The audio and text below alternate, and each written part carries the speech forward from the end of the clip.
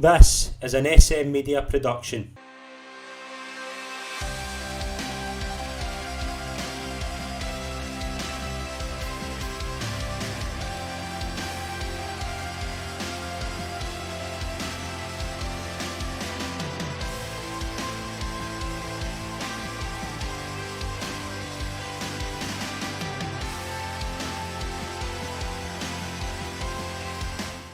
Hi folks, and welcome to the latest episode of the Sit Down right here on SM Media. I'm Scott McPike. It is an absolute pleasure to be your host as always, and I'm absolutely delighted to welcome this week's special guest. It is a pleasure to welcome on former Motherwell, former Ross County defender, former Scotland international, now currently coach at Rossvale, soon to be Caledonian Thistle. It's a pleasure welcoming to the show Steven Saunders. Steven, welcome. It's a pleasure. Brilliant, thanks for having me. No worries. How you been?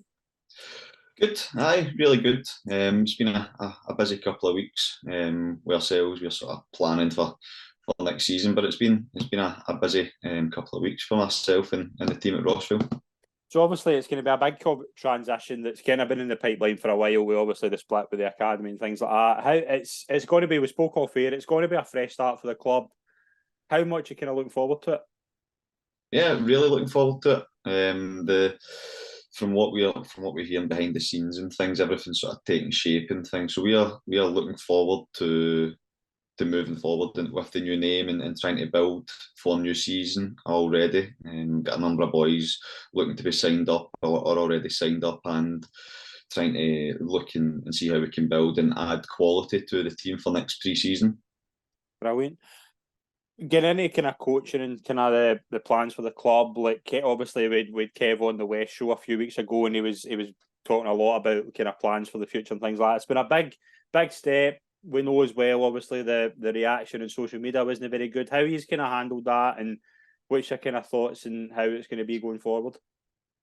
Obviously, we didn't foresee the big fallout, if you want to call that, on Twitter. But from our part, I don't really see too much of an issue with the name moving forward. I think there is such a distance, literally miles and division wise, with the players and the teams. So I think the fallout was probably a bit over exaggerated. So from inside, that we were taking it as a bit of fun, to be honest. And moving forward, we're looking to go ahead as it's plans, and we are planning for taking charge and moving forward with Caledonian Thistle. Right, let's talk about your career in the game. Obviously, starting out as a fan, as a youngster, who was kind of some of your idols coming up, and when did you first get the idea that you were quite good at football? Yeah, I've watched a lot of football as a youngster. I was brought up as a Rangers fan, but never went to a whole lot of games. Went to them every so often. I just enjoyed watching football and playing football.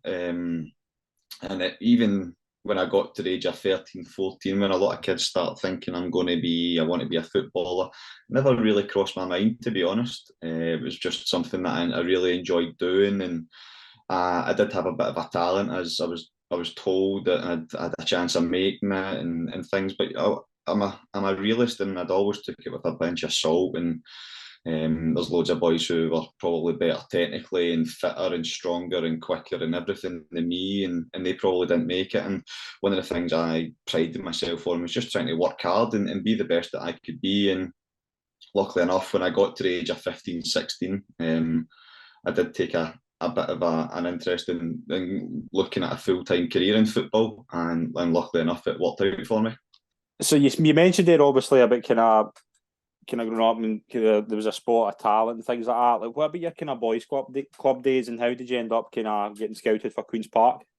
Yeah, so when I was started playing football about 5, 6 years old, and I played for a team, Glasgow United, being from Rutherglen, and they were the sort of local team. My dad knew the manager, as always. Everybody starts with somebody that their dad knows and things. And I went in there, played there for a couple of years. They then became Castlemilk Boys Club, and played there for a number of years up until the age of probably about 9. Then played with Castlemilk Boys Club, but was doing the sort of Kilmarnock Training Academy. They had an academy in Glasgow, training boys once a week, just a pre-academy thing in these days. I started playing a couple of games a week with them for a select team, and then I managed to sort of take the eye of Dundee United. So I moved to Dundee United and played there for 10, 11 and 12 when I was that age. when I got to the age of 12, that's when they went from they trained in Kings Park, and at the age of 13 upwards or under 13 upwards, they trained at Gussie Park up in Dundee, and it was 3 nights a week. And as a youngster, I didn't really travel well. I got a lot of bad travel sickness, and going from Glasgow to Dundee 3 times a week, even with my dad take me or whoever, it was a lot of travelling for them. An hour and a half there, an hour and a half back. It was too much. So left them and went to Queen's Park, who probably the most local team to me, being from Rutherglen and a pro youth side of things. And Queen's Park, even going back 18 years, Queen's Park always had a good academy. They still do have a very good academy, and that was something that I just wanted to play football. Playing football and I joined Queen's Park, and that's how it sort of just went there. Basically, it was a local team. Asked if I could go along and train with them, go and train for a couple of weeks and get asked to play games, and just signed up and continued to play there until I was 17. And then obviously Motherwell, like kind of well renowned at that time for bringing through young players like James McFadden, probably the kind of best example. Like how were you impressed with their kind of youth set up, and what kind of made you kind of come to the decision to head there? Yeah, it was at the time when I was 16. I was still at school, and I was playing with the Scotland schoolboys national team. And I was an under-18s team, being 16, and we played at Wembley, and we played teams like Australia and things. It was a really good experience, and the big thing about that was there was a lot of universities in America looking for scholarship people for over and join there, but you had to be 18 to do that. So again, playing in these sort of games, you had quite a few teams who were coming to watch, and I think I played all 8 games with the Scotland that year. And there was a couple of teams from down south. I had a couple of teams up in Scotland in the Premier League who I went on trial with, get offered contracts. But the big thing for myself for Motherwell was they did produce a lot of good players. At that time as well, Jamie Murphy was making his first team debut. Mark Archdeacon was playing a couple of games, and boys like that were on the bench, and you're just going, do you know what, they're only 2 years older than me. It was a big chance. And the one thing for my family was that Motherwell put you through like a sort of college degree 1 day a week, and they paid for your travel expenses. I could still stay at home, and it was a community club. When we went and met them, I first met Chris McCart before he moved to Celtic. Yeah. And it was all about the community, and they tried to integrate local boys. So as much as they had a good youth system, they tried to make it as local as possible. It was a big thing for me when Chris moved on to Celtic. I met Gordon Young, who replaced him, and Youngie's enthusiasm and knowledge for the game, it was infectious. And his plan for moving forward and what he wanted to do, and his plans for me, it just something that it really appealed to me at a young age, where it was truthful, he was honest, where he said, my first year, you've got a 2-year contract, I don't really see you playing a lot for the first year, because I was going to be the first year academy, where you've got boys who are in their second year, and they're going to take precedence. They've got the experience, especially having the 1 year full time ahead of me. It was something that somebody telling me the truth, somebody being honest with me is what I liked, and it was a big appeal for me, just as well I could stay at home and travel an hour through in the morning. And then obviously your kind of youth days, and then getting the starting training with the first team. Like how big a kind of an influence was that, and who were kind of some of the big influences in your career? You mentioned there obviously about Gordon Young. There's a lot of kind of guys that were experienced pros at the time. Like there must have been a good balance for you, like to learn from kind of some experienced pros, and then you get some kind of young players coming through as well at the time who are probably, you'll have known kind of, as you say, Scottish schoolboys, and you say Motherwell bringing through a lot of youth players. You must have kind of known some of the guys beforehand.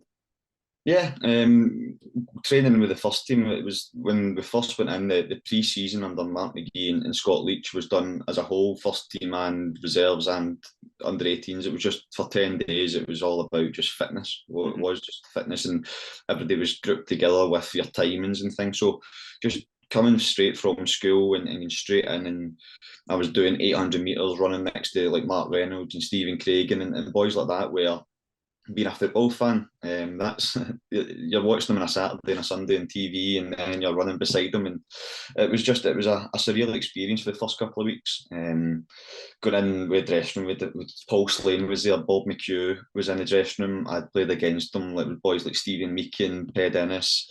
There was good players from Scotland. They were in the Scotland 17s and 18 squads, and I'd been at training camps and things with them. So it was good to be alongside these boys. And going to Queen's Park to Motherwell was a big jump, but the side of it as well is it was a good dressing room. The youth day dressing rooms are probably the best time of your career for having a laugh and meeting friends for life, effectively. So it was a really good changing room to be integrated into. Do you remember your first team debut? I do. It came around very, very quickly. I remember on the Friday morning, Gordon Young pulled me in and basically said, "You're going to train with the first team." And that was the first time I'd ever trained with the first team. I'd played reserve games, but never ever trained with the first team during league season or anything like that. I think we had a couple of injuries. So I think on that day, it was me, Bob McHugh, Sean Hutchison, Johnny Page. The four of us get called up and made to travel up to Aberdeen. So my first experience was basically training on the Friday, having to rush home to rush back with a bag for overnight, going up to Aberdeen, and then on the Saturday playing the game. Just being involved and being on the bench was surreal. I don't know, there's probably about 8,000 or 9,000 at the game up in Aberdeen.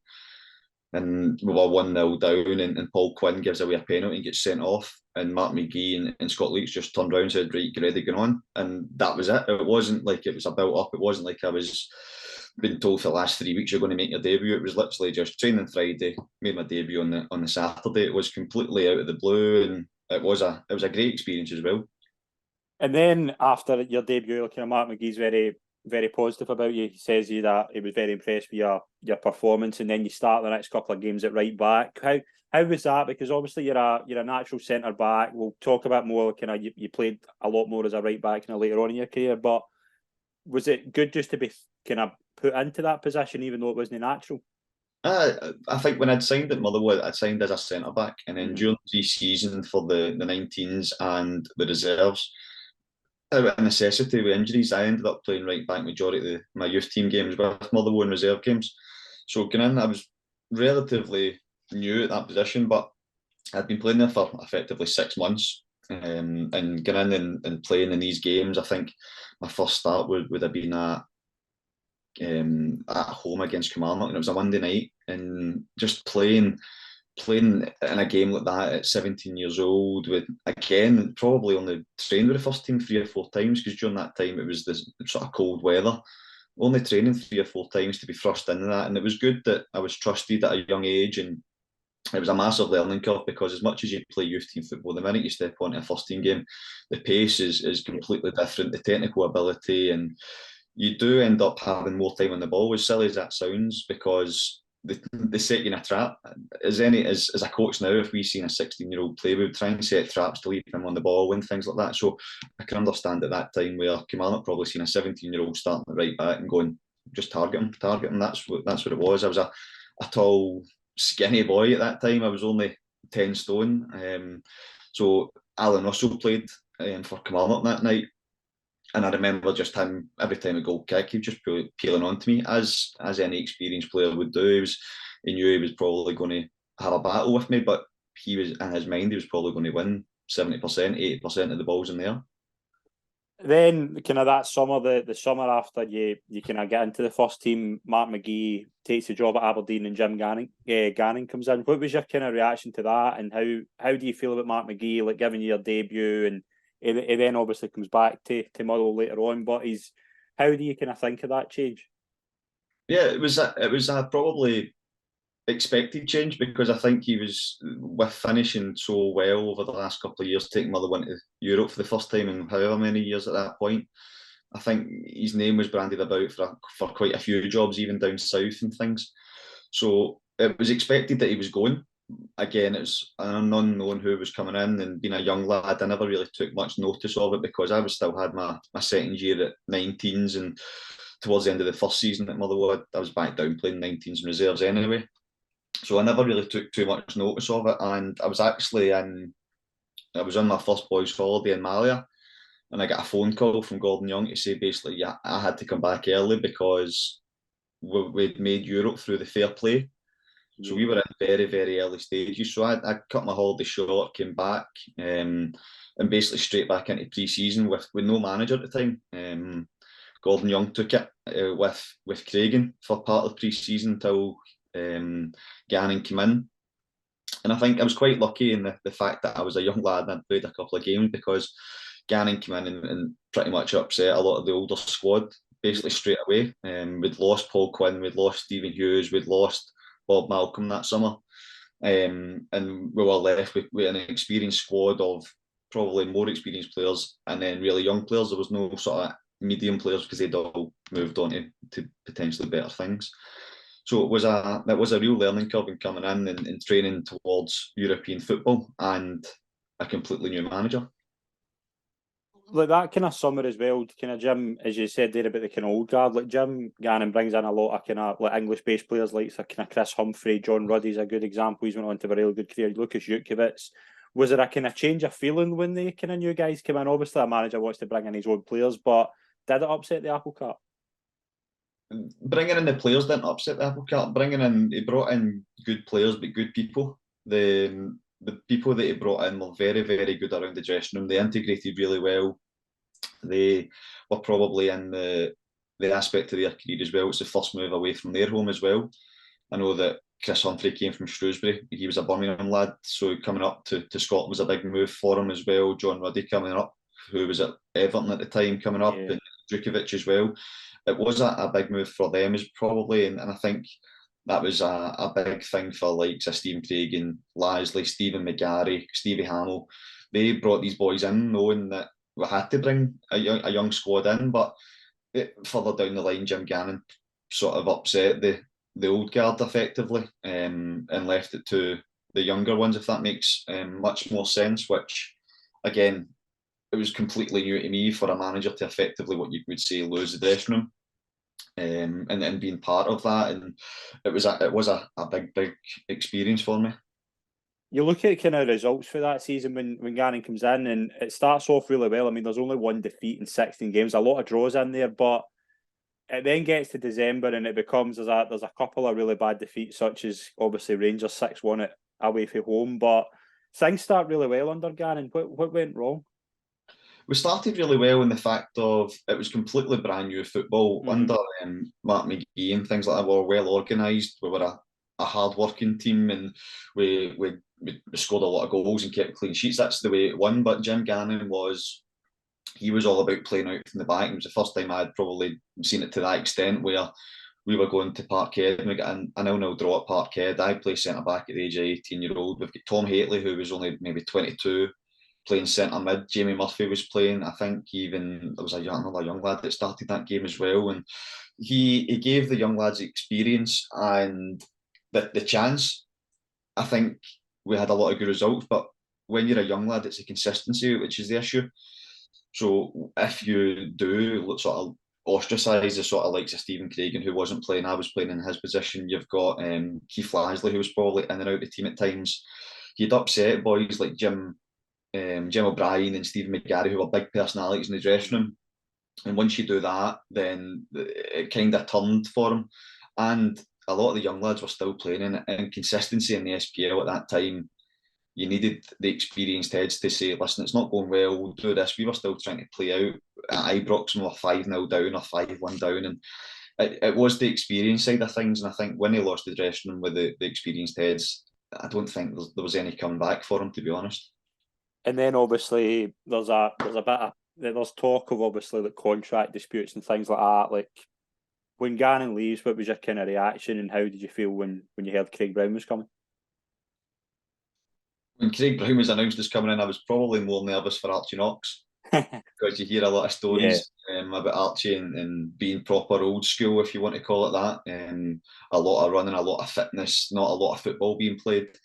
So as a young lad, just think this is going to be tough. I've just played. He's going to want to bring in experienced players and go back to the way it was potentially. But it was completely opposite of that. To be honest, Archie came in and everything was football from day one. Even the pre-season, the next one, it was all ball work. There was obviously hard work, but it was all on the ball. It was all experienced, and it was a great experience. What learning from these guys, learning from Craig Brown, who the last manager to take Scotland to a World Cup, his contacts, his way of man management, where Archie done all the training. Mm-hmm. Craig was just the man manager, and at times he would probably get in the way of Archie's sessions. Craig would just be wandering about, and it was the experience of these guys, and the both of them made you feel like you were worth $1 million. It was brilliant how they could get a squad where at the time we were probably bottom, if not second bottom of the league, to get these players to believe that we were good enough, and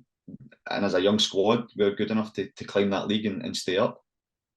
And obviously, Craig and Archie kind of steady the ship as well. When getting into the kind of next season, like one thing I want to talk about is obviously your time with the Scotland kind of set up, like particularly under 19 and under 21, like coming through that kind of the youth teams then, and like obviously your ambition would have been to play for your country. What was the kind of feeling when you get a call up? Yeah, it was surreal, again, completely surreal, because from what I was understanding at that point, it was supposed to be an organised B squad game, but because it was in a recognised international week, it had to be officially an A game. So I was called up for the Scotland under 21s at the time, and I was in my house on the Sunday night and got a phone call from someone I knew at Queen's Park, Frank Riley, and just said expect a phone call. And that was it. It was basically expect a phone call. So sitting there and my phone goes and I answer, and it was Craig Levein. And at the start, you're going, I'm not sure who this is, to be honest. I'm not sure if it's somebody on the wind up. But got speaking to Craig, and he was like, we've got a lot of call offs, and we would like to promote you from the 21s up to the first team. And at that time I was ill. I had a sickness bug that weekend, and they basically said go and get signed off by your doctor, the club doctor, and if you can make it to Aberdeen by 4 o'clock on Monday, you'll train on Monday night and you'll be part of the squad on the Tuesday. So again, it's very, very much like my Motherwell debut. It was very much out of the blue. I was ready to go and meet the 21s on the Monday and play with them, but I was lucky that I get called up, being probably one of the only fit right backs at the time, and all, because there was quite a few call offs. I think there was maybe about 15 or 16 call offs from the team, because at that time as well there was a lot of boys down south who teams probably didn't want them travelling from down south all the way up to Aberdeen and back down for a friendly against Faroe Islands. And it must be surreal, obviously, coming on for a Scotland game. Doesn't it, obviously, like, but having that kind of opportunity to play, Craig Levein obviously was quite a good kind of character at the time. Obviously, it didn't work out well for him at Scotland, but to have that feeling of going on for Phil Bardsley, that must be up there with one of your highlights of your career. 100%. Definitely, it was a massive high in my career, and it was the aspect of Phil Bardsley had just beaten Chelsea on the Sunday down in London, and him and Craig Gordon, who were up in the squad, they went out on the Sunday night and travelled up together on the Monday, worse for wear, effectively. So towards about the 70th minute, he'd mentioned over to the staff that he was struggling. He was going with a bit of cramp and he wanted to get taken off, and then I was out warming up. It was me and Paul Caddis, so we were the right backs in the squad, and he turned around and said, like, just get ready, on you go. So again, no real time to think about it. It wasn't a fact of you go and get warmed up for 5 minutes, you're going on. It was just warming up and get called. It's time to go on. Like, obviously that kind of time at Scotland must be a highlight, but kind of Craig Brown, like another situation where the Motherwell manager went to Aberdeen. There was a lot of turmoil. It's obviously turned out to be a pretty kind of bad situation for everybody involved. But when Craig Brown left, and there was that kind of wilderness until kind of Stuart McCall came in, what was that kind of like losing guys like Craig and Archie, who'd obviously been really good, done really well at Motherwell? What was that kind of feeling like? There was obviously a lot of rumours at the time, and Craig had sat us down on the day that he'd left and actually said, listen, I'm not going anywhere. This is the squad of boys I want to work with. We're looking at building for moving forward. This is what the squad, this is what we do. We've built this squad and we want to take it forward. We go and train, everything's fine. We go and have lunch. I actually think I go and play golf with some of the boys in the afternoon, get home at night, and then turn on Sky Sports News and Craig and Archer standing with Aberdeen scarves. It was just that quick. It was completely out. Well, we've just trained 5-6 hours ago, and it was fine. Then getting in again, I was still a young lad. I didn't really know what happened behind the scenes and how they appointed new managers and what the process was and who was going to take over. But again, Youngie and Cragen had taken over for the interim, and it was good. They sort of steadied the ship. And again, experience. Youngie has been experienced, been around the game, and Craigswell was experienced being in Northern Ireland and just playing so many games. It wasn't too much of a change in that aspect. They just sort of continued what Craig and Archie had been doing and until the new manager was appointed. And Stuart McCall comes in. How was the reaction with that, and how did he kind of steady the ship with the dressing room, because it's a really kind of strong dressing room at the time. Like Stuart McCall, obviously a winner of the game. It must have been good to get somebody like that in. It was a big name. That was a thing where it was a big name, and I think he came from Sheffield United assistant manager at the time, so they'd been doing well in the English Premier League, and it was a big name coming in, and obviously being a Rangers fan and things, it was something that I was looking forward to coming in. That kind of Scottish Cup run that season as well, like there's a lot going on kind of behind the scenes at the club with John Boyle leaving just shortly after that, but that whole kind of experience of that Scottish Cup fight to get to the Scottish Cup final, that run must have been kind of one of the highlights as well. It was really bittersweet for me, if I'm honest. Yeah. I'd played probably all the cup games. I'm sure we played Dundee United and played both games, and I was playing pretty well. I was playing near enough week in, week out at right back. And then the week before the semi-final, we'd signed Maurice Ross as cover effectively, as backup cover. And we go to St Johnstone. I'd played the week before. We go to St Johnstone in the semi-finals. He doesn't name the team about in the day before the game, and then we turn up to Hampden on the pitch, and I get told I'm not even in the squad. So it was really, really bittersweet for me in the semi-final. Obviously, the squad went and won 3-0 against St Johnstone, which was a great result, but it was hard for me to take as a young lad. Must have been only 19 at the time, where how many times are you going to play in a Scottish Cup semi-final and play at Hampden? And we were probably heavy favourites getting into that game, and you're thinking this is a big, big chance for me, and in a selfish way, show myself in the shop window. I've been playing well, and a Scottish Cup semi-final is probably not much better places to do it. And then to be told effectively an hour and a half before the game that I wasn't even involved in the squad, it was really, really hard to take. Getting to the final was great. We got to the final, and again, I'd played a lot of the split games getting up to the last game, and again on Hampden standing, and I can see him walking over to me, and I'm going, this can't happen again. It really can't happen again. And he walks over and he says, listen, you're on the bench. And again, you've built yourself up. You don't sleep the night before the Scottish Cup final, and you're thinking, I'm going to play against Celtic. I'm playing on TV. It's the last game of the season. It's just a big experience for a 19-year-old. And at that point, my heart sinks, and I'm told I'm on the bench, and we go down obviously 3-0. But the big thing for me is it's me and Ross Forbes and are left on the bench, and he only makes 2 subs in the final, which I didn't agree with, and I thought it was a bit harsh. And again, not saying he had to put me on, but to put Ross Forbes on, I think he should have put one of us on for inexperience. Me being 19, Ross was 21 at the time, thinking we might never get this chance again. And I didn't agree with that, but that was the way it went, and it was a really hard season. But to get to be part of the build up was a different experience as well. It was brilliant. What was it? What do you kind of think the reason for that was? Because like you're just looking at your kind of stats for that season. You're playing a lot of games. It's a really solid back line like that. What was it? Do you think there was a kind of reason for that, or was it kind of an experience that was maybe going through his head? There was a couple of decisions that I didn't agree with. Probably going into that, where I'd played a lot of games, as you said.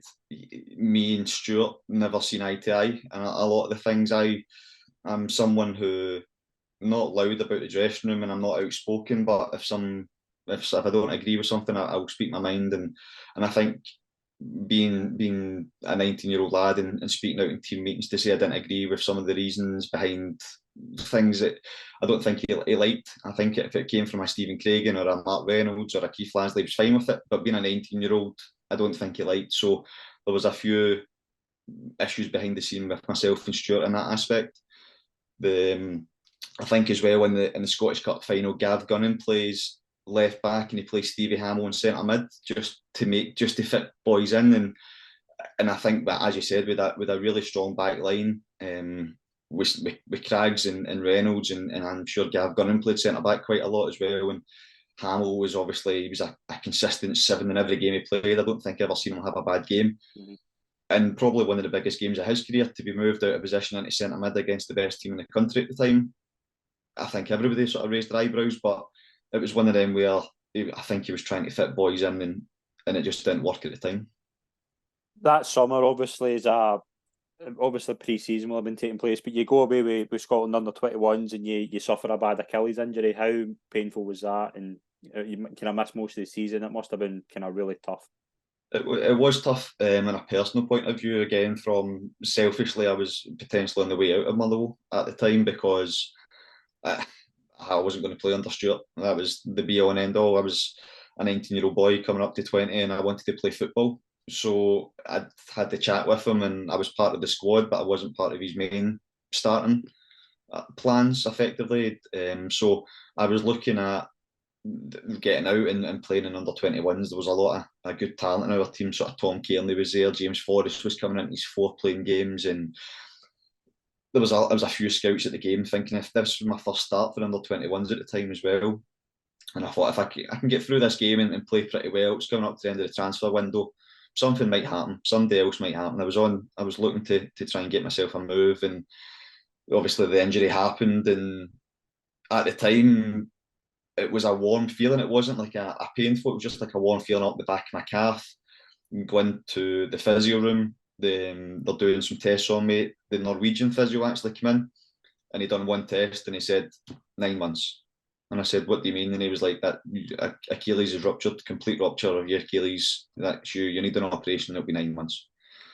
And that was I'd had knee injuries in the past time, but it was only maybe 3 months, 4 months, and you can get by with them. But effectively, when I'm looking for a move and I'm told my season's finished before it's even really started, it was hard to take. But the way it went from there, with the way that the SFA looked after me and the way that the Motherwell staff looked after me, the physio staff, then I couldn't thank them anymore.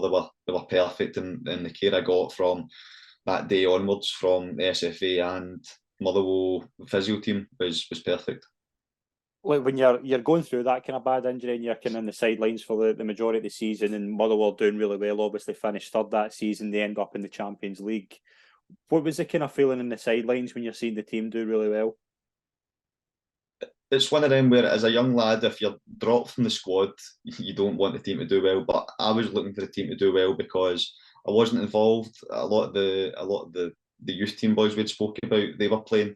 Bob McHugh had a lot of games as well, and Sean Hutchison was making himself a starter in the team effectively at that point. So it was good to see my mates effectively doing well.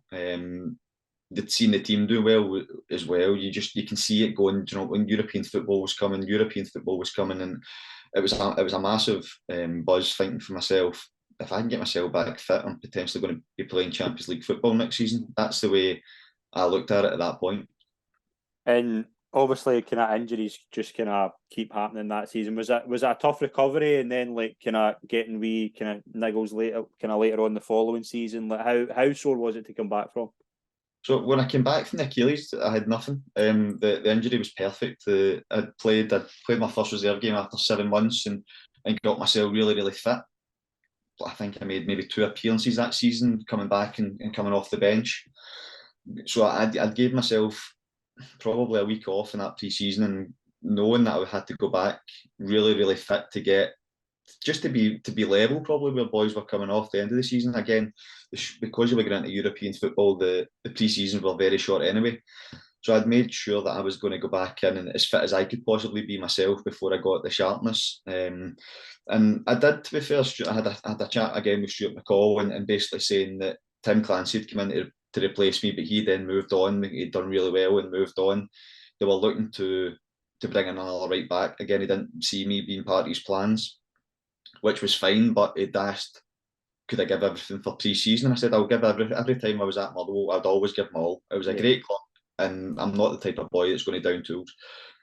I was looking to better myself as well. So if I could get there and get a better club, then absolutely. So I went into pre-season relatively fit, looking to play all the games, and it gets to we play Raith Rovers. No, we play United, and I get a tackle, and I feel something wrong in my knee, but I think it's a knock, and we go and play the rest of the game. We play Raith Rovers on the Tuesday night. I play the full 90 minutes, and we're in a recovery on the Wednesday. My knee's like a balloon, and I can't even cycle on the bike. So I go and see the physio, and he's like, listen, we'll give you a rest. We'll give you a couple of days and see what happens. Get to Saturday, go and do a little run, and it doesn't feel right. We go and get a scan. It turns out that I'd broke my kneecap. I chipped a bone on the inside of my knee. The bone that had chipped had then started rubbing away at the cartilage in my knee.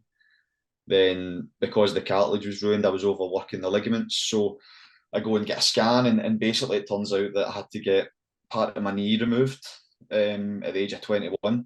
Part of my knee was removed. I had holes drilled in my kneecap to replace the fractures. I had my cartilage removed at 21.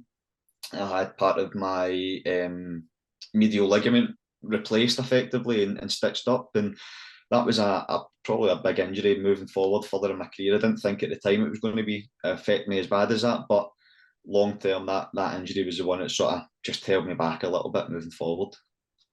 And when you're coming back for an Achilles injury and that kind of thing happens, like obviously you're kind of focusing on your fitness first of all, but your contract's coming up that season. Was there any talks of potentially kind of re-signing, or was it always a kind of thought that you'd be moving on at the end of that season? And in my mind, it was always moving on again not because of Stuart McCall, but because my game time. My game time was limited. Even when I got back fit, I was back fit in the December time. And again, I think in my last year, I made 2 appearances.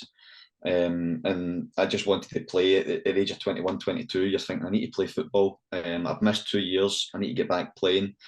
There was a couple of instances where it was behind the scenes, maybe like the board and the sort of chief exec was Leanne Dempster at the time, and there was a couple of chats where if I would reduce my wages, if I stayed, if they reduced my wages, maybe up the bonuses, would I stay? And it wasn't really about the money, to be honest. At that time in Motherwell, I loved the club, and I wished I'd wanted to stay there for a lot longer, but it was more down to being selfish and wanting to play games. And it came down to, even if they'd have kept me in the same money, it would have been no, because I'm not going to play. And I didn't want to sit on the bench. I didn't want to be the 19th man effectively travelling to away games and sitting in the stand. I wanted to go and show people that I could get back to the standard of potentially playing for Scotland, and just getting back to playing 25, 30 games a year. And you kind of overall, like you kind of leave at the end of that season, like you spent all kind of most of your professional career there, kind of grow kind of from kind of you leave at kind of 22. Like, how do you look back now in your time at Motherwell? Loved it. I've not got a bad word to say about the club. A lot of the people who are still there were there when I was there, and behind the scenes, it's unbelievable the way that Motherwell running, especially after, as you said, John Boyle leaves. The way that Motherwell have sort of held on and been in the top league every year since, it's brilliant, and I've not got a bad word to say about Motherwell. It was a great time in my career. Met a lot of great people, and it's something that I do. I watch most of the Motherwell games. I keep in contact with some of the people at Motherwell, and it is one of them where it was a good grounding for me to go and experience 5 years of my professional life at Motherwell, and it was a great time for me. And who were kind of some of the best players you played with in your time there? Giles Coke always sort of is one that probably surprised a lot of people. Giles had everything. He was 2-footed. He could score, he could cross, he could pass with both feet. He was quick when he wanted to be. He was powerful. It was just sometimes he just couldn't be bothered. That was the issue. But in training and in games and when he wanted to be, he was miles and ahead. He could have played at that time. I think he could have played with Rangers or Celtic in the midfield. He was that good if he'd have kept his consistency up. And when you're leaving a club like Motherwell, obviously you've had a Scotland cap. Like that, was there a lot of offers to go elsewhere? And how did you end up kind of deciding to go to Ross County? I had a few offers in Scotland and down south. There was a couple of things down south that really, really did interest me. One of them being Bournemouth. They were just in League Two at the time, and I think it was just at the same time that they're taking Ryan Fraser.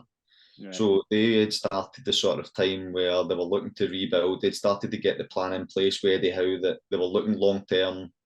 Boys who had played potentially maybe 50, 60, 70 first team games at the age of 22, 23 was the way that he was trying to build his squad.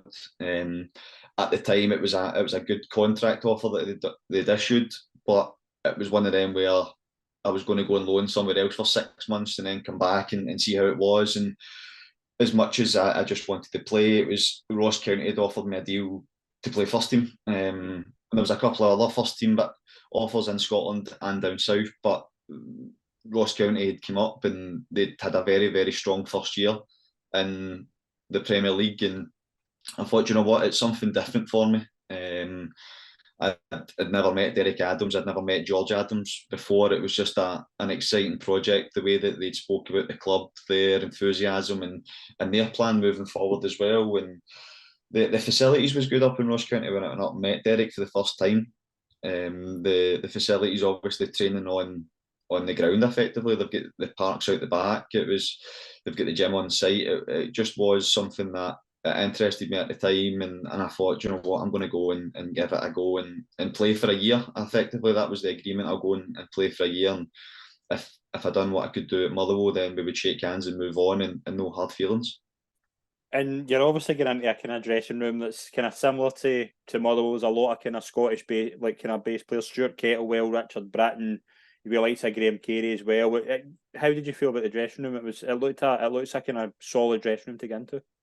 It was a dressing room that was hard to integrate myself in at the start, because the boys like Scott Boyd, Kettlewell, Britton, they came from League One and League Two. They came through and had sheer success effectively with Derek moving forward, and they had been together when you've got 5-6 years been together. Like Grant Monroe was there as well, and stuff like that. There was a big personalities in there, and a real tight knit bunch.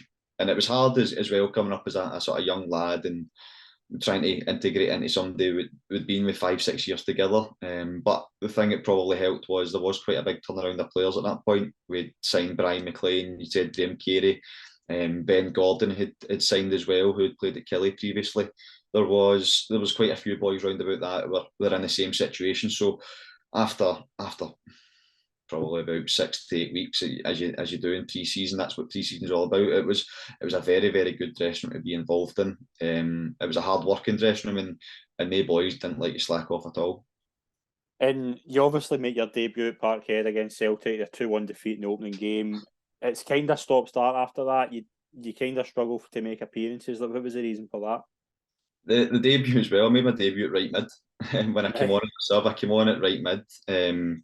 Basically just to follow Izagiri everywhere. That was what it was. Big Kovacic had played at right back, and he again had played there for the last 18 months or so, and I was there to challenge him effectively. And we didn't have a great start to the season, and then myself didn't have a great start. The first 2 or 3 games I went in and I never played well. And if you don't play well, you get dropped. And that was the thing about Derek Adams. As much as he had his favourites, he wasn't scared of dropping these favourites. And as much as I wasn't one of the favourites at the time, if you didn't play well, you knew you were out. And it was a challenging time for me to go into a team where I wasn't in good form. They ended up picking up a couple of results and trying to stay fit as possible, and just hopefully that I was going to get a chance and get in. But I started picking up little niggles with hamstring injuries and knee injuries, and my knee was holding me back a little bit as well. And when you're chasing your fitness, your form, you can be inconsistent again. And I think I would maybe play 2 or 3 weeks, then I'd miss 2 or 3 weeks with a little niggle or something like that, and that's no good to anybody, myself nor the team. You score and get sent off against St Mirren. What's the kind of memories of that game? Probably no great memories. I remember, I think we were 2-0 down at the time, and I scored the goal, and then probably about 5 minutes later, we're actually pushing for the second goal, and they break away from a counter attack. and I run back from the box, and John McGinn's he's basically squaring up Richie Britton in the box, and Richie's dropping deeper and deeper, and probably stupidly, very stupidly, I just go in and try to win the ball, and John just knocks it away and buys a foul, as he does in the Premier League every day. He buys a foul when it's a second yellow card, and off I go. And it was again, it was probably one of the points where I was trying to impress too much. I was trying to do too much in that game, and it ultimately cost me a red card and another couple of weeks in the sideline. And obviously that kind of season ends pretty well for the club. They finished seventh in the league, which I think is always a really good. That's all. I think Ross County would take that every season. But yeah, your contract was coming up. Was there any kind of doubts about re-signing, or kind of how did it come about that you signed again? I'd spoke with Derek and George towards the end of the season, and they never really issued contracts to anybody during the season. It was more about just finding out where my head was at. What was I looking to do moving forward? They told me what the plans were moving forward for the club, and I left it there. I went on holiday and got a phone call from my agent to say, "Listen, they've offered you another deal.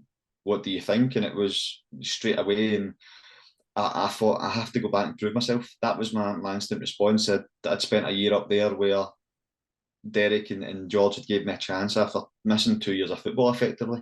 They gave me a chance at the SPL, and as much as I never played well the first year, they might have seen something in me, or and I thought, you know what, I have to go back and I have to try and prove myself. I just wanted to go and prove myself that I could play at the SPL level and give something back to the guys that had trusted me last year. That season starts pretty poorly. Lose the first 7 games, and obviously Derek kind of loses his job. Like, what was the reaction of that at the time? And seeing what Derek's went on to do in management, obviously he's done a really good job at a place like Morecambe, where it's kind of budget wise, it's really difficult a place like that. Like, are you surprised with how well he's done in management? No, I'm not really, to be honest. I think he's somebody who he puts a lot of work in. He does a lot of research himself, and the one thing about Derek is maybe he takes too much on himself. From my experience in Ross County, he had good coaches up at County at the time. We had obviously Steven Ferguson, who's now the CEO. Yeah. He is a great coach, and his sessions were brilliant. And I think sometimes Derek just didn't release that enough to Stephen, and obviously Neil Cooper was there as well, and just having him around the dressing room, it was brilliant. But Derek himself was hard working, and obviously the success he had at Ross County coming through the leagues, that's not, you don't do that as much as people say they had the benefactor of Roy behind them. You can see it where the clubs have had money and they don't have the success that Ross County had under Derek by going up the leagues so quickly. As much as you might have the best players getting the best results doesn't mean that it's just coming natural. You had to obviously work behind the scenes, and they done that really, really well. So when he moved to Morecambe, and actually I think he went to Plymouth and done relatively well, you're thinking that's a good move for him, getting out of Scotland and somewhere else. And obviously the job he done at Morecambe, especially the first time before his move, it was unbelievable. And Jim McIntyre ends up getting the job. Like, how was he as a manager? Again, it was hard at the start for me, because the first time he sees me, I'm in the physio room. 3 games into the season, during a training session, I ended up rupturing the ligaments in my ankle in the indoor facility, so I miss the next 4 months effectively. So when Jim comes in and Billy Dodds, and basically I'm sitting there lying on the table, and that's his first impression of me. And I don't think his first impression of me being an injury-prone player, effectively lying on the injury bed, is going to be the first suspect. And it wasn't ideal, but he gave me the chance to get fit. They gave me everything, him and Billy and the coaching staff. They let me play a lot of reserve games. They didn't rush me back. I chapped the door a couple of times to say, "Listen, I'm ready." And they go, "I don't think you are."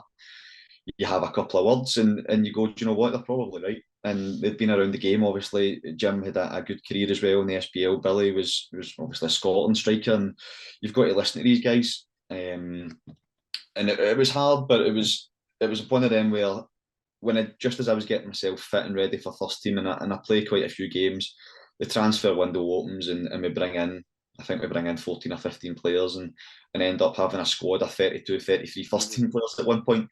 it's hard. And again, if he's bringing in boys, he's going to play his own squad, and that's the way it went sort of for me from Christmas to the end of the season. Was played a lot of reserve games, but not a whole lot of first team football.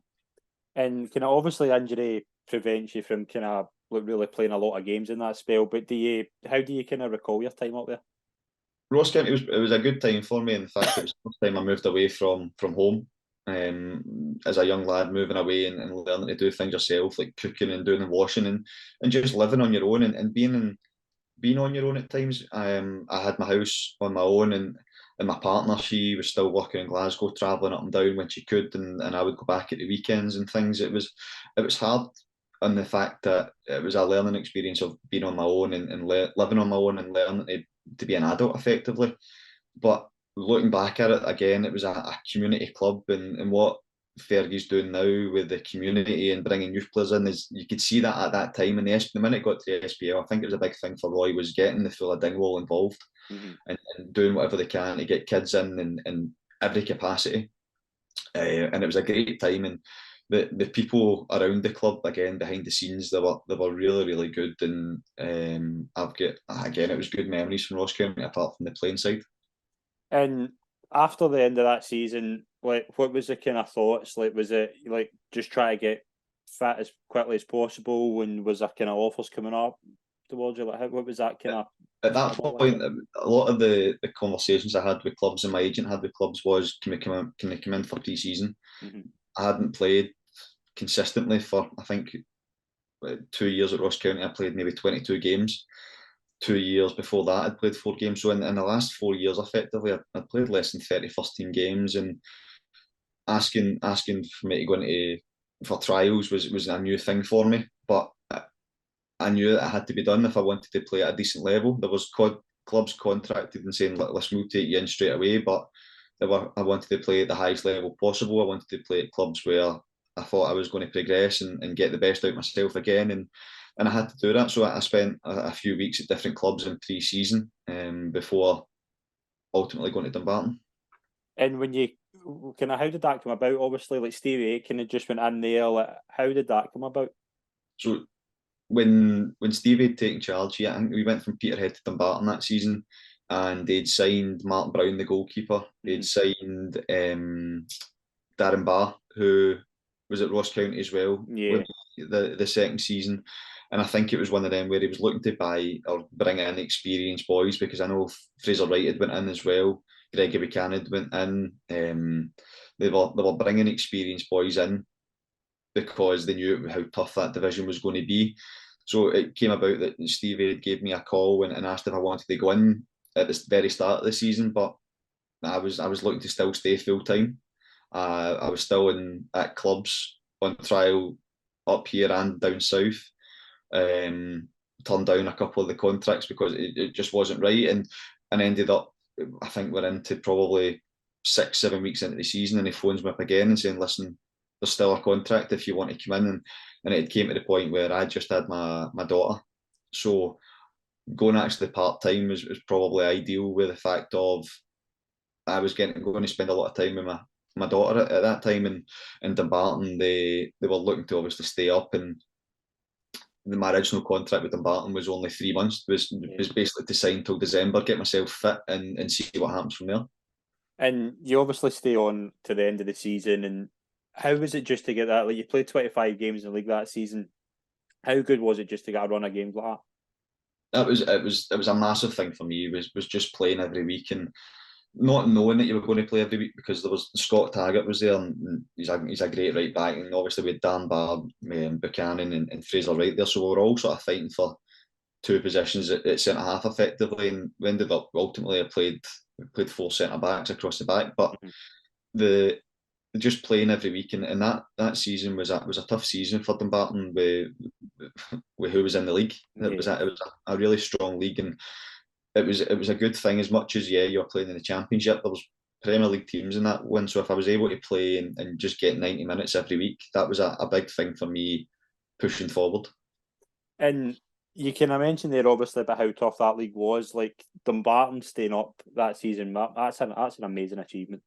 It really, really was. And we had a couple of really big results. I think we beat Hibs twice at the Rock, and I think I played in the second game, and it was ridiculous. We're 3-0 up within 10 minutes or something like that. It was just a surreal playing against these teams, and again that was when the Hibs were flying. They'd Liam Henderson and John McGinn and things like that. It was a really, really strong squad, and to beat them twice at home was massive. You're not expecting to do that, but the ultimate aim, we were under no illusions that it was going to be us and Alloa potentially fighting for the bottom, and then if you could finish 8th or above, it was a massive success. And we managed to beat St Mirren a couple of times, and that ultimately kept us above St Mirren. And I think as well, going into the last 2 games of the season, we were in a situation where we were safe, and it was a weird feeling for a team who we were told we were destined to go down.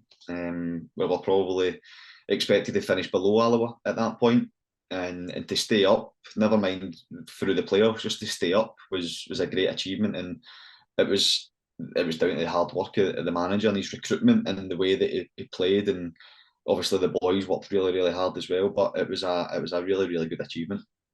And obviously, you said that it would going part time as well. Like, is that a kind of weird feeling, like when you take that step, and like different kind of feel in a dressing room? Like, how's, like, obviously now when you're kind of coaching in that environment, how different's that when you first make that kind of step? It was different because for the last 6 years previously, I was getting up and my work was going to football. That's the way it was, and now you're getting up, and I was able to give my daughter breakfast, and then I was going out a walk, and I'd ended up working with my mate John McGowan, who I'm coaching with Rossvale now.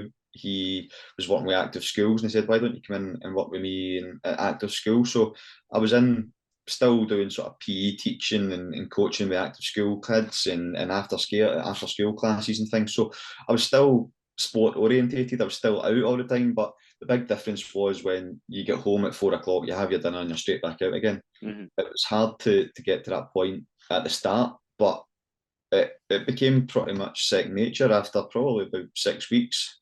It was a good dressing room to be involved in, and they trained over at Benburb, so it wasn't too far of a travel. It wasn't like you were down to Dumbarton 3 times a week. And obviously, you leave Dumbarton at the end of that season. Was there kind of potential to stay there, and how did the move to Wales come about? Yeah, Stevie had tried, and he'd offered a couple of contracts and things like that, and there was a couple of chances to stay in Scotland and play full time and part time. And the move came around to TNS because we had the boy John Routledge at Dumbarton, and he was a Scouser, and his mate was a centre mid at TNS. Right. And his mate got a move to Accrington Stanley, and he said, "Listen, my mate's blowing my mouth back south. Do you want to have a look at him?" So John had went down, done a week of training, and they signed him up, and basically said, "Listen, my mate plays up there. We need a centre half. Give him a call." So the manager gave my agent a call. I met the manager. We had a couple of chats on the phone, and it just basically it went from there. And within the space of probably about 10 days, we'd finished pre-season. I'd went on holiday, and I was packing my house up and moving down to Chester. And how big a kind of step was that? Like, going from like part-time football to then basically moving your life to Wales? Well, yeah, it was a massive move. It was probably very similar to the move to Inverness, just uprooting and moving again. It was probably a little bit easier as well that I had my partner and my daughter. They came down with me, so it was easier to integrate and things like that. And there was a lot of boys at TNS who had kids as well. And TNS is a really good setup where their stadium's got like a bowling alley, it's got a soft play, and it's got kids classes in the stadium. So they were set up for a family community club, and they were really, really good. When I moved down as well, they put me up in the hotel for a couple of weeks, let me find a property. They helped with bringing in Rachel, my partner. They helped do that, and they were really, really good because it is a big move. And I think it might be one of the first Scottish players to play for TNS at the point. So it was a big move, and it was a really good experience for myself to go. And as much as it was Wales, there was a completely different feel and culture about football. What's the kind of standard like at Welsh football? When I was there, I would say probably TNS, Connah's Quay, Bangor were in the league at the time, and Bala. They were the 4 top teams. And I would probably say bottom half Prem, if not top champ. Like, I think TNS, they nearly got to the Challenge Cup final one year with Dumbarton beat them in the semi-final by a free kick. Connah's Quay got to the final of the Irn-Bru Cup.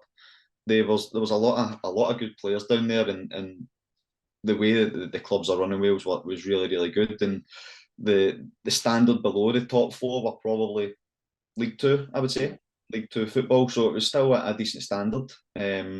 But TNS and Connah's Quay were probably only 2 full-time teams at the time, and in the first year we sort of ran away with the league. But that was when we ended up winning a Guinness Book of Record.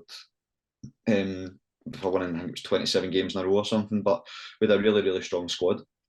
And like, obviously you won 4 trophies in your 2 seasons there. You play in Europe again. Like, it must have been a really good spell of your career. Obviously, to play more games, like as you say, you played 51 games in your 2 seasons, but to get that kind of run of games, to get a couple of medals, you must have been delighted.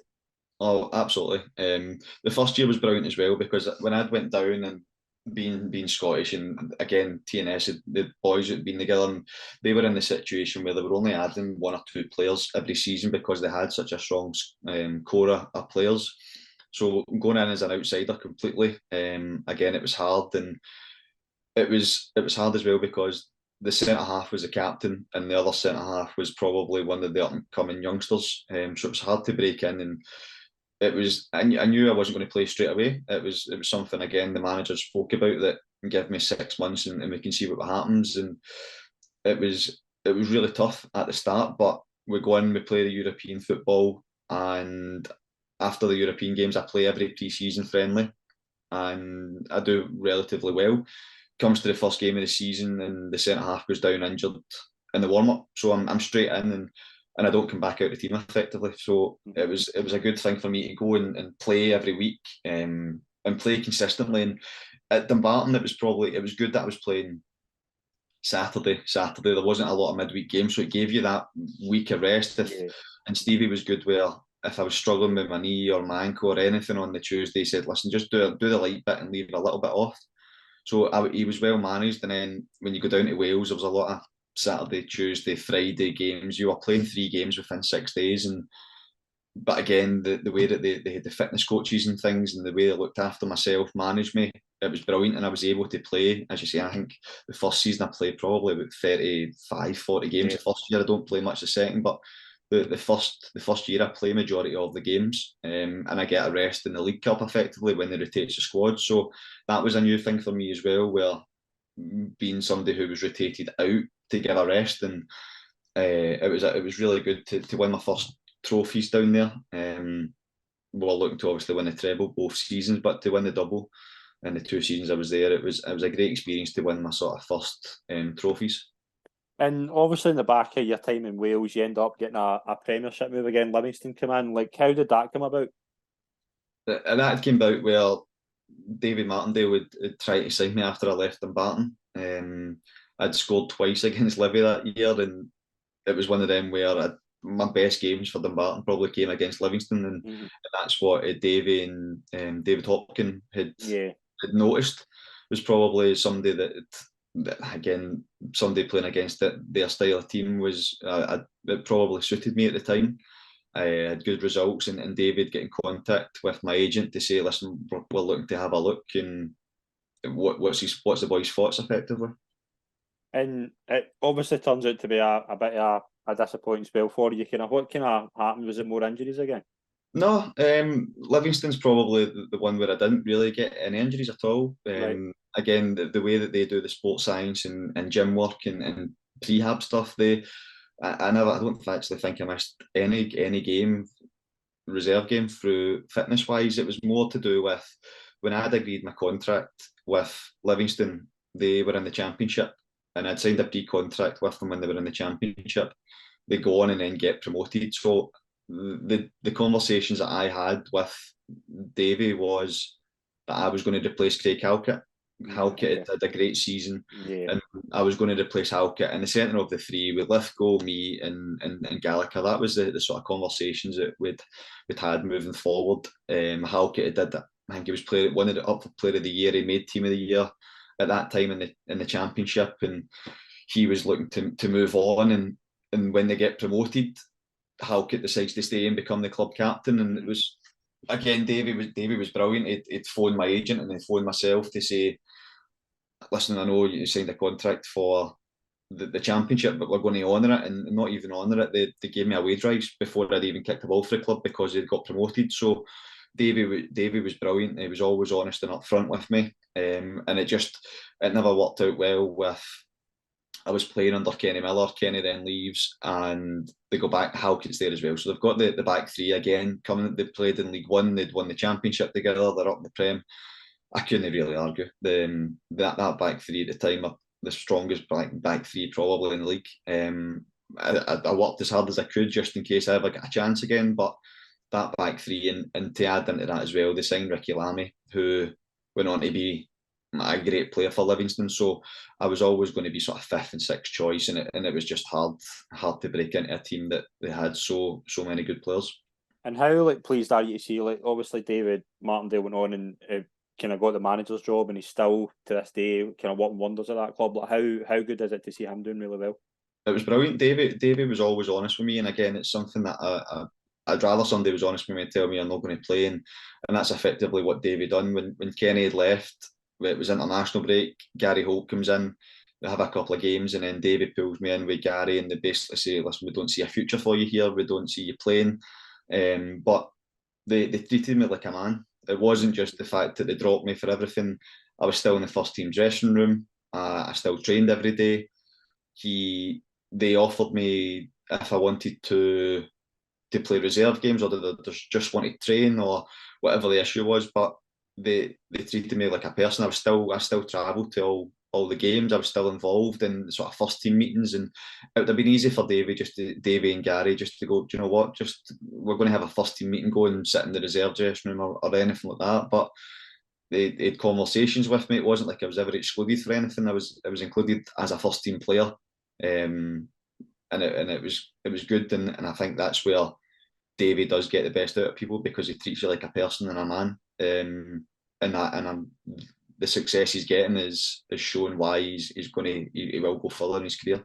Yeah, absolutely. And then obviously Partick Thistle, you end up going there under Gary Caldwell. Did you know Gary Caldwell before you went? No, I didn't. I'd actually nearly signed when I just had signed at Livingston, and I was sort of frozen out. The last day of the transfer window, there was an offer from Thistle when Archibald was in charge to go on loan for 6 months, because they had just got Tam Aware had just done his knee. So Tam Aware had given down his knee, and they were looking for a centre half. And at the time, I hadn't had a conversation with Davy and Gary about not being involved, and I still thought I had a chance at playing at Livingston, and I didn't want to give up that chance and playing in the Premier League again after 2 years of down south to come back and play in the Premier League. I didn't want to give up that easy. I wanted to work hard and see what I could get, and ultimately it didn't work out. And then I got a phone call from Gary.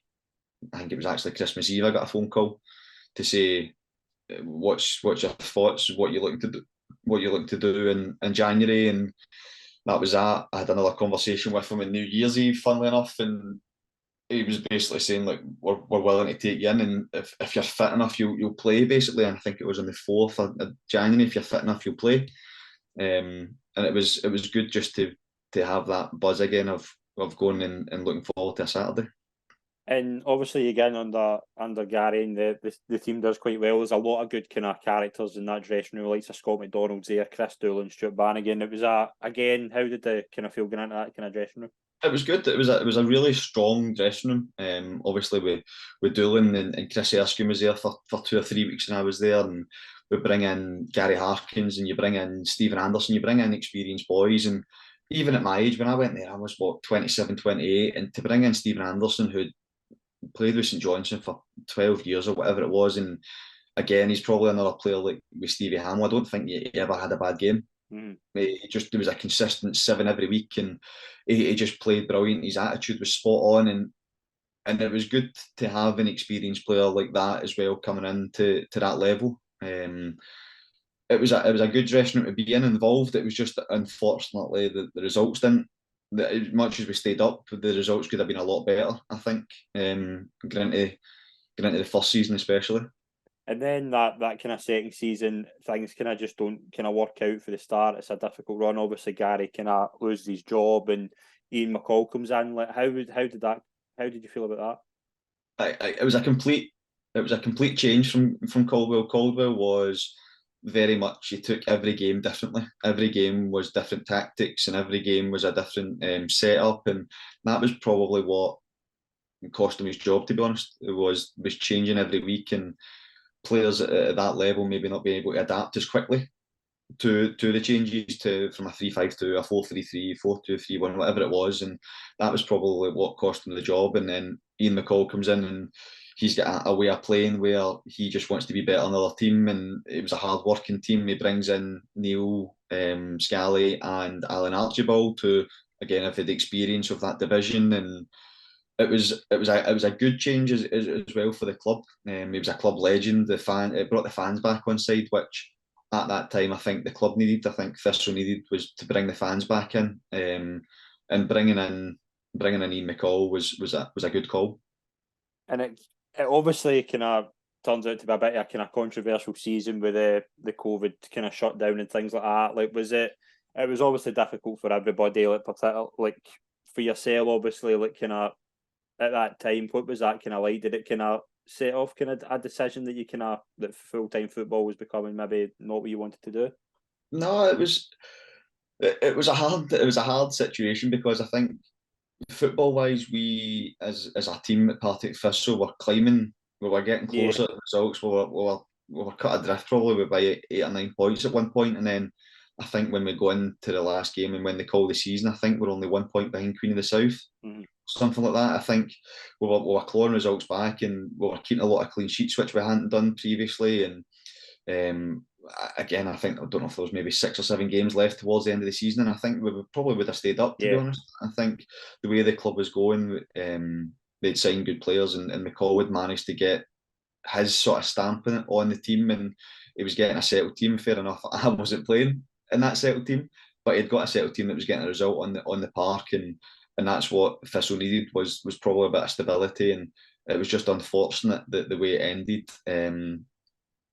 Outside of football wise, the decision to sort of give up full-time football came because I've got 2 kids, I've got a family, I've got bills to pay. Mm-hmm. I needed something else, and the more and more uncertainty came during COVID. With they were saying we don't know when football was going back, but you could only train at 6 at a time, and the league wasn't going to start until November, and things like that. And I got a call. Thistle were brilliant during COVID as well, with the furlough and the way they looked after boys, and they extended my contract for 2 months to get the extra furlough is the way it was. So they were brilliant and gave me an extra income for 2 months. And ultimately they knew I probably wasn't going to stay there, but again, it was a good thing from the club to do, from Jerry Bitton and the board and the chair people, to do that for people's lives, not just as a footballer, to do it for people's lives who had a family to pay for. To then get a phone call from Ian McCall saying I wasn't going to be part of his plans, which I expected. It wasn't unexpected. So thinking long term as a realist, it was one of them where this is probably an opportunity for me, where I've had a lot of injuries. I was 29 years old. It's something that, even if it's a job for 7 or 8 months, it's something different.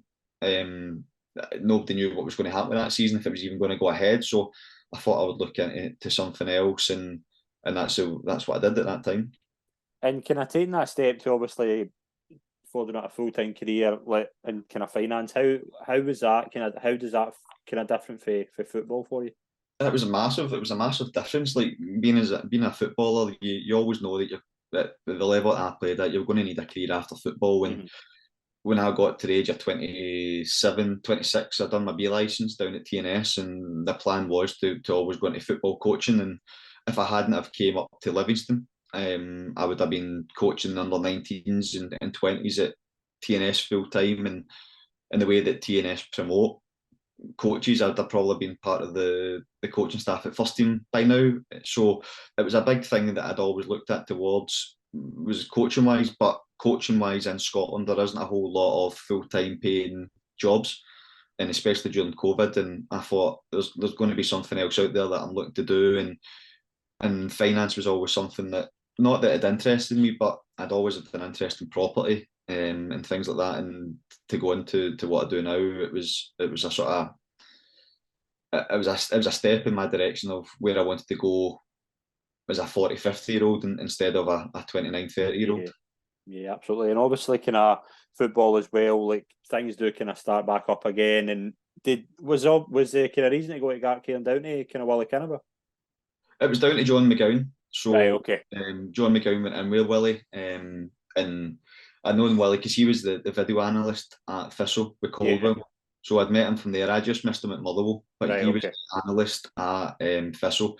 So I knew him from there, and I'd met him on a few nights out because he was mates with Stevie Hamill. They'd come through the youth, so I'd met him before, and I did have a relationship with him. But the call came for John McGowan, who had went in as one of the assistants, and he said, "Listen, if you want to get back playing part time, then there's an opportunity for you." And it was one of them where I probably wanted to play at a higher level. There's no hiding the fact that I probably would have wanted to still stay in league football at the time. But with me taking on my exams, taking on a new role outside of football, it was one of them where it gave me an option of less stress, if that makes sense. And the fact that, yes, it was they were looking at a competitive league, but from the outset, playing league football in League Two was probably going to be more still professional at that aspect, where I was looking for something that I was still going to be able to concentrate on my day-to-day job. And obviously, kind of situations obviously don't work out. East Kilbride comes about as well. Obviously, Stevie would have been there as well. Was that the kind of reason you went there? The reason that I went there is because we ended up playing a few games with Gartcairn, and that league went non-competitive. Mm-hmm. That was the way it sort of went. I was quite happy at Gartcairn. I was enjoying my time there. There's a lot of good people at Gartcairn. They're an ambitious club. They're a good setup, isn't it? It's a really good setup, and the people behind the scenes, they're ambitious. They're forward thinking, and they've got plans to move forward. And I think again, they've put in the stand at Gartcairn as well. They've redone the pitch, they've redone the change room, so they're building for the future. But the chance to go to East Kilbride was a chance to work with Stevie again. And at that point, the Lowland League was only the league that was still competitive at the time. That again, that League Two and all that had started, but it was a chance to go to a Lowland League where it was competitive, and potentially East Kilbride were looking to get promoted that year. And it kind of turns out to be a difficult season. Like, there was obviously chances to go out on loan as well. I remember a lot of kind of players for the Lowland League. Like, I remember Kyle Hutton being a good example. He went on loan, I think, to Forth, and he's kind of went there, like stayed there. Like, was that ever an option for you, like to go out on loan when the Lowland League shut down? Because it shut down really early, didn't it? Yeah, that shut down early, sort of December wise, because I think I had only played about 4 games for East Kilbride that year. So when I'd signed early December, I think I'd played 3 or 4 games, and it had shut down. I couldn't go out on loan. That was part of the thing, was I couldn't go on loan because I had two professional teams. I'd signed 2 contracts, so I couldn't go out on loan. There was a few options for me to go and play somewhere, but when it came down to that, it was sort of red tape that I'd played for 2 games. Because the Gartcairn League did start, it was effectively a competitive game. I'd played a competitive game for East Kilbride, so I couldn't then move on from that. And like, obviously, you stopped playing at the kind of end of the 2022. Like, your kind of overall career, obviously, like injuries kind of play a big part. But if it was to ask you to kind of look back in your overall career, like, what would you kind of think about it? I was lucky. It was a big thing. I think it was football. You've got to have talent. You've got to work hard. You've got to have the right mentality. But I think you've got to have a bit of luck as well. And I was lucky with my debut. Motherwell was luck. My debut for Scotland was luck. Playing with John Routledge to then go down to TNS was luck, just because he'd went there. And a lot of it comes down to luck. I've got a lot of fond memories, and I think myself as a lucky person to play football for 13 years at that level, where you've got boys who would cut their right arm off to play 2 seasons at professional football. So I had a relatively good career. Obviously, I wish it went a bit better, but injury wise, it never worked out for me. I never sort of fully got fit from my knee or my ankle, and that was always holding me back, because when you do go for moves, when I was doing pretty well at TNS and things, when I do look at moves potentially back to Scotland and even abroad, and they ask about the person, and they ask about injuries, and they ask about how they train and what they do off the park, and everything was fine with me until it came to, well, sometimes you need to rest on a Monday, you can only do part of a session on a Tuesday. Managers who don't know you and don't know you as a person, they can't take a chance when they're going to pay money for you to buy you, or they're paying you a decent wage. They potentially can't look at you and say, well, he's only going to train a Thursday and a Friday. That doesn't go down well as well sometimes in the dressing room when somebody's only training a Tuesday and a Thursday or a Friday. It's the way that you don't want boys just to come in and only train part-time on a full-time wage effectively, and that's probably what held me back at times from moves, was and I didn't train full weeks at Thistle per se, and it was probably one of the things that told me back was my injuries as well. And looking at it, obviously coaching, like being now at Rossvale and like what likes of Kevin and things like that, like, do you see kind of football in a different way, like from a coach's point of view? Like, how different does that kind of change your mindset when you make that step into coaching? I started looking towards the coaching side when I joined TNS, and the reason it was one of the coaches there, was assistant manager, it was Carol Darlington. He was the head of coaching and things at the Welsh FA. Right. And I think he's now head of coaching youth at Everton. And his sessions were everything was planned and put towards the way that we were going to play. The sessions and the way he spoke and the way that the week of training was planned. It wasn't just right on a Tuesday, it was a tough session, and then you were off on the Wednesday. There was a plan to what he was doing, to everything, every passing drill, every possession, every phase of place drill, or everything that he planned was down to something. And when you get results at TNS, you go, do you know what? There's actually something in that. Mm-hmm. And I took a lot from that, and that was part of the reason why I done my B license, was because I wanted to get involved and I wanted to put on sessions like that, because as a footballer, you do probably a lot of the same drills every day and day out, and it does get a bit monotonous. Whereas he was putting on different drills all the time, looking for the same outcome, but it was different drills and different variations of how to get to that outcome. And it really interested me, and looking forward at football, that's how I want to be. Is I want my players or players that I coach to enjoy football. I enjoyed a lot of my football sessions, and then I didn't enjoy a lot of training sessions. So I always want boys that I coach either on a youth level or first team level or a grassroots level to enjoy football. So, and that's something that I've always looked at doing, is trying to make it enjoyable. But especially at first team level now, at Rossvale is it's competitive. So you make it enjoyable, but there's a point to it, and you're looking to get results at the weekend. And would you ever kind of think about getting into management? Has that ever been kind of cross your mind? It has. It's conversations that I've had with other people and potentially teams as well. And management for me in long term is a yes, but probably not in the short term. Short term, I want to get more experience at first team level, because a lot of my coaching experience at TNS was under 9s, under 13s, under 16s, and under 19s. When I moved back up to Livingston, I go and help at Clydebank under 20s. I'm there for a year. Then I help out at East Kilbride under 20s for 2.5, 3 years. So this is my first step into first team environment.